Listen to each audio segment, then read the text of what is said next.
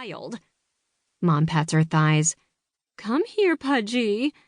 On command, the dog flips upright and bounds off the bed, licking Mom's hands before scampering into the hallway. Problem solved. I frown. Can you get the boys to go away like that? Mom's face falls a fraction, her lips pursed. She begins tidying up my bedding. Kassidy, this is an adjustment for everyone, but Brandon and I are married now, and his boys and their dog are part of the package. She straightens, slightly winded, and presses a supportive hand against her lower back.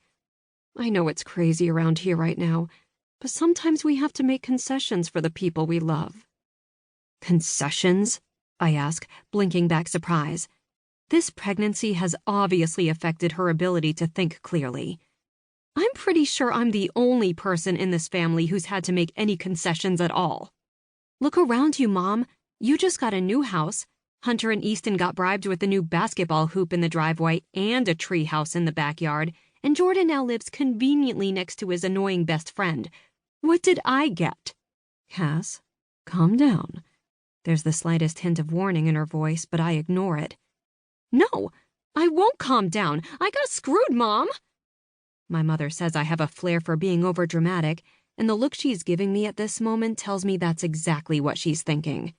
I won't bother arguing. However, I will say that I wouldn't have to be dramatic if everyone around me would take the time to realize that I'm upset for a reason.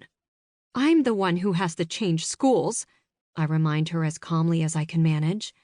I'm the one who has to make new friends in my senior year, and I don't even know if they have a spot for me on the soccer team. Please, don't call that making concessions, I say, tears stinging my eyelids. Because that would imply I had a choice. I didn't. I wipe at my cheeks, brushing away a few strands of hair that wrangled free from my ponytail. For the record, my emotional outburst is entirely justified.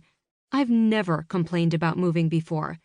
I resigned myself to the fact that starting over was just something we did, that it was necessary so Mom could follow the better-paying jobs and advance her career. Assuming the role of the new kid through elementary and middle school became as expected and familiar as breathing or ordering Chinese takeout on a Friday night. Mom never actually promised out loud, but I'd assumed it was implied that when I settled into high school, we would finally stay put. What I failed to factor into the equation is that my mom would fall in love and get married. This time, our move doesn't involve a new city. This move is a simple change of address across town, but it's come with more surprises and upheaval than any of our previous relocations.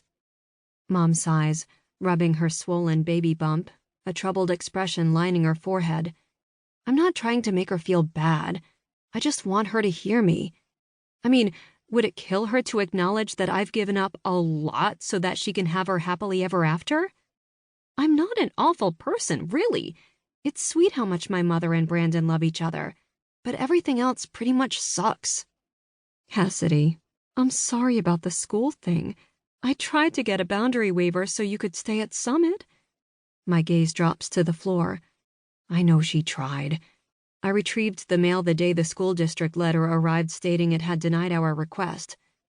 Our new house is 2 streets outside Summit Academy's district boundaries. Just 2 streets. But the administration wasn't willing to negotiate or even let me plead my case. The form letter explained something about enrollment being at a record high, so they couldn't make exceptions, blah, blah, blah.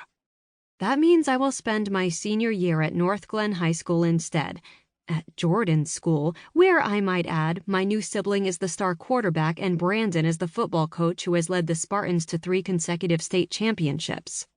No pressure there. And because it took so long for Mom and Brandon to find a house big enough for the monstrosity this family has become, I spent the summer training with my soccer team at Summit, assuming that's where I'd be playing.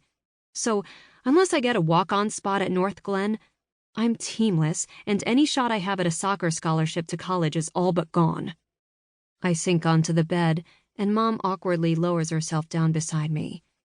It's all going to work out, sweetie. You'll see. Please, don't promise, I whisper. I can't handle another dose of false hope in my life.